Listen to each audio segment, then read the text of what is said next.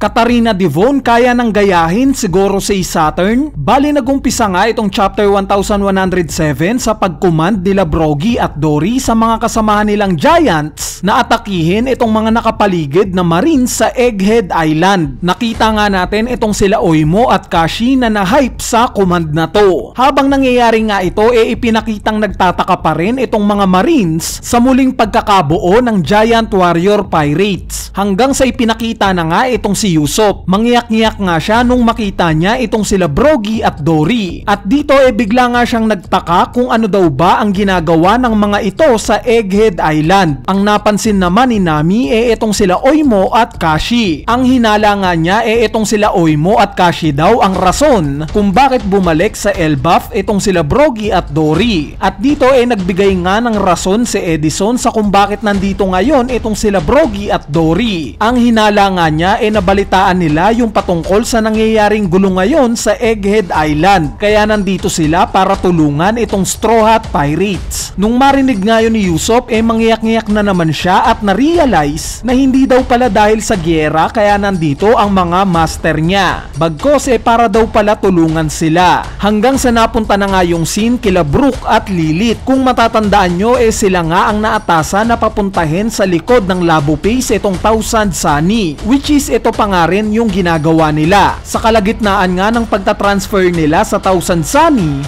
gustong magtsaan itong si Brook na pinigilan naman ni Lilith. Sa kabilang banda naman ipinakita nga itong si Jinbei na papunta pa rin sa lokasyon ni Zoro. At speaking of Zoro, sa sumunod na panel nga ipinakita na yung nangyayaring laban nila ni Rob Lucci. Habang umaatake nga sinabi ni Zoro na kailangan niya na daw tapusin itong laban na to, since mukhang kailangan na nga daw siya ng mga kagrupo niya. Pero binara nga siya ni Rob Lucci at niyabangan siya na para bang pinapalabas niya na hindi siya kaya netong si Zoro. Kaya naman sumagot nga itong si Zoro na sa tingin daw ba ni Rob Lucci siya ang nagkokontrol sa laban nila. At dito napunta na nga yung scene sa harap ng Egghead Island. Ipinakita nga na tuloy-tuloy pa ring inaatake ng mga pasifistas itong barko ng mga Marines. Itong isang Vice Admiral nga na kamukha ni Patrick pinaatras itong maliliit na barko nila at inutusang umatake itong malalaki nilang mga barko. At dito ipinakita ngang gumana itong plano ni Patrick na kapag patumba nga sila ng isang pasifistas. Sa sumunod na panel naman napunta na tayo sa loob ng Egghead Island. Nagtataka nga itong si Luffy kung bakit umiiyak itong si Bonnie. Ang sinabi nga lang ni Bonnie kaya daw siya umiiyak dahil sa matagal niya na nga daw hinahanap itong si Luffy. At as usual sa idiot mind ni Luffy ang sinabi nga niya na nandito lang naman daw siya. Kaya bakit pa siya hinahanap na itong si Bonnie? Hanggang sa sinabi na nga ni Bonnie na hindi niya daw kasi alam na si Luffy pala at yung Sun God Nika iisa lang. At dito bigla ngang tinuro ni Bonnie si Saturn at inutos kay Luffy na gulpihin daw ito, since malala nga daw yung ginawa neto kay Vegapunk. Kaya naman dito bigla ngang ngumiti itong si Luffy at nag-initiate na ng isang atake. Gamit nga yung Don Gatling pinagsasapak niya sa muka itong si Saturn na nag-cause naman ng grabing damage kay Saturn. At sa huli nga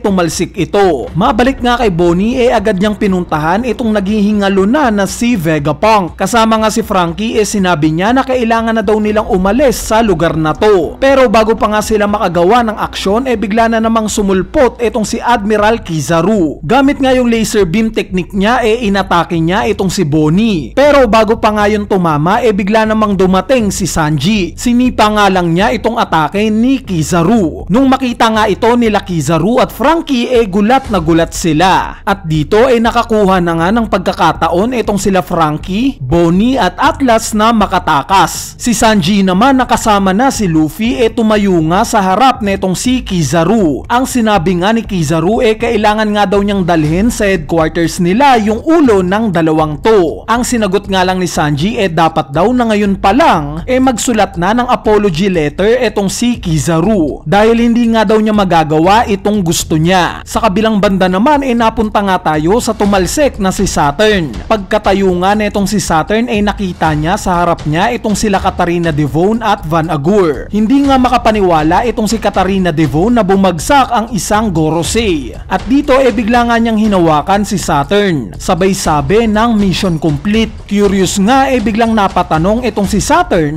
kung ano daw ba ibang pakay netong sila Katarina Devon. Nasurpresa nga siya kay Devon dahil mas pinili netong maging tauhan lang sa isang pirate crew. Ang sinabi nga lang ni Katarina Devon special daw kasi si Blackbeard. Nung marinig nga yun ni Saturn nagets niya kaagad yung tinutukoy ni Devon na patungkol ito sa lineage ni Blackbeard. At dito biglang ang umakma ng isang atake si Saturn. Pero mabilis nga yung naramdaman ni Van Agur. Kaya naman nag-teleport nga sila kaagad palayo. At sa pag-alis nga nila Van Agur at Katarina Devon sa Egghead Island, bigla silang tinawag netong si Caribou. Nagmamakaawa nga itong si Caribou na isama siya netong sila Van Agur para makausap niya daw si Blackbeard. Dahil siya nga daw ang nilulook up neto ever since. At dito na nga nagtatapos itong chapter 1107. Bali ngayon pag-usapan naman natin ang mga pangyayari sa chapter na to. Unahin na natin itong mga giants. During nga sa cover page ng chapter 490 na-feature itong sila Oimo at Kashi. Ipinakita nga na umalis na sila sa Water 7 at papunta na daw sa Elbaf. So this explains kung bakit kasama na sila ngayon netong sila Brogy at Dory. Sa nangyayaring laban naman nila Zoro at Rabluchi, kapansin-pansin nga na mas bulkier yung pangangatawan ni Lucci compare nung nakita natin siya sa laban niya kay Luffy. So sa mga nakalimutan na may teknik nga itong si Rabluchi na tinatawag na Seimei Kekan. Itong teknik nga na to nagpo-provide ng mas maliit na katawan sa user neto. Kapalit ng pagiging mabilis neto gumalaw. At since mabilis nga itong Gear 5 ni Luffy, I assume na ito yung rason kung bakit gumamit ng ganitong teknik si Rabluchi. At dahil nga sa mas kailangan niya ng mas malakas na depensa sa magiging laban niya kay Zoro, I assume na ito naman yung rason kung bakit hindi niya ginagamit ngayon itong teknik na to sa laban niya kay Zoro. Kaya nakita natin na mas malaki yung katawan niya ngayon. Sa part naman ng paghawak ni Katarina Devon kay Gorosei Saturn, marahil na ang iisipin nating lahat kaya ito ginawa ni Devon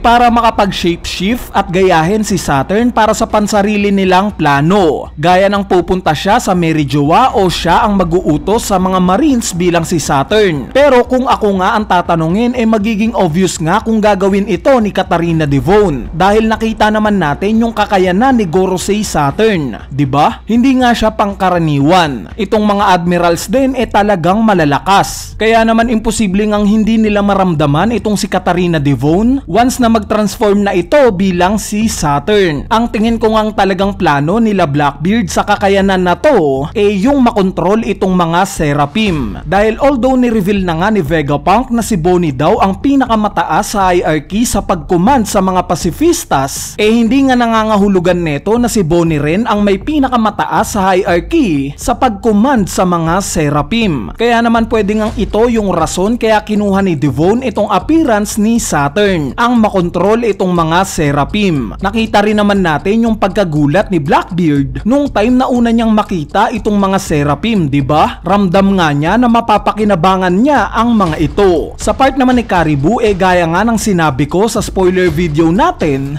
kapag kumonekta nga itong si Caribou kay Blackbeard, mabuboost nga neto yung puwersa nila. Since may knowledge nga itong si Caribou sa dalawang ancient weapons na obviously malaking tulong sa side ni Blackbeard. Malay natin, ito pa yung magiging hindrance ng Straw Hat Pirates kung bakit hindi sila makakatuloy sa Laugh Tale. Dahil imagine, kumpleto na nila Luffy itong 4 na road poneglyphs. Alam na nila yung lokasyon ng Laugh Tale at ang kailangan na nga lang nila puntahan ito. Sabay lalabas itong si Blackbeard, hawak itong sila Shirahoshi at Momonosuke. Sa tingin nyo tutuloy pa ba itong sila Luffy? Diba hindi na? Anyway, idea lang naman yan. Bale ayan na nga yung chapter review natin para sa latest chapter ng manga na chapter 1107. Yung mga hindi ko nga natalakay sa chapter na to gagawa na lang natin ng separate video. Kung natripan nyo naman itong topic natin wag na kayong mahiyang pindutin yung like button dahil napakalaking tulong na nga niyang like nyo para sa ating channel. So yun lang,